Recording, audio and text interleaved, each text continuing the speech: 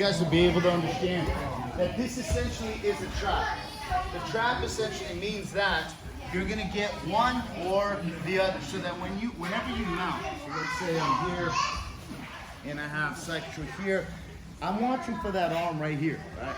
So his arm is either gonna be on the outside of my head or on the inside. If it's on the inside, I don't really like that because he can frame, but what I want to be able to do is I want to get here and I want to be able to mount here. As I begin to immediately drive, he knows that if he doesn't save it, yeah, so that's exactly what happens here. And I'll let him here. This hand pushes me so my left shoulder can flatten his left shoulder. And I want to get my forehead on the outside of my fist here. Oh, yeah. As I begin to now flat or flex and stretch and lift my elbow up off the mat. So it's like a post, I'm pinning, and I'm lifting as I got him caught. The thing with this situation here is whenever you mount, so as we're here, the second you mount, you want to move this hand, this elbow away from the body. The only real way to arm lock somebody, whether it's a Kimura or a straight arm or a key lock, is when the elbow moves away from the body. When his elbow is near his body right here, it's very hard for me to do anything here, except even this is tough to do here. All right. So what I want to do, I need to extract his elbow and separate it from his kind of rib from his side here. So I'm always looking for the underhook, and I want that underhook so that as I mount, whether I'm mounting like this and driving my knee across, or he's saving that arm, he maybe frames it here, I begin to switch my arms this way here. I roll onto the hip here, taking away his front. See how his elbow is away from the body? As I mount, I don't want to go here and go on my knee. I want to be able to hook, and I want to corkscrew here, because now I immediately begin to attack that arm. He's going to save it, and now you attack it here, and you lift.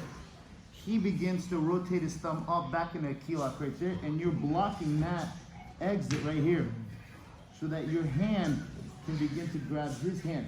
But you want to move your elbow up a little bit here as you begin to drive and straighten. So now he's got a couple choices. He's either really gonna bend it up, and then you go back to key lock right here, to the conventional one, or he's gonna get straight arm lock, or if he feels straight arm lock, he'll rotate his thumb back down, and then you go right back down to this.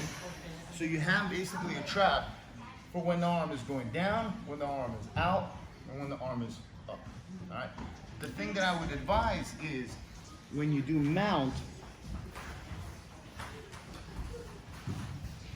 you're not mounting chest to chest. You want to be like this.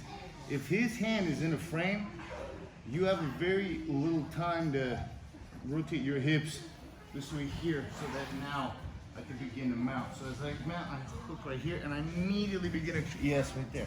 And he keeps pulling it down. So as I go here, I drop this right here. And then I fist and lift my elbow up. If he begins to straighten out his arm right here, yes, right here, straighten it. Oh, sorry. I'm gonna, if I catch it here, I wanna walk this hand up more, so that now I have more of a straight arm lock right here. So it's, okay, because I know thumb up, the arm lock goes this way. If he rotates it up, that's key lock, but I also have that way, or I can pull it this way here. If he begins to rotate his thumb back down, I know that the arm lock is that way, but if he bends it, I'll still finish this right here, and then he'll rotate it back up, and then you'll be able to get it here.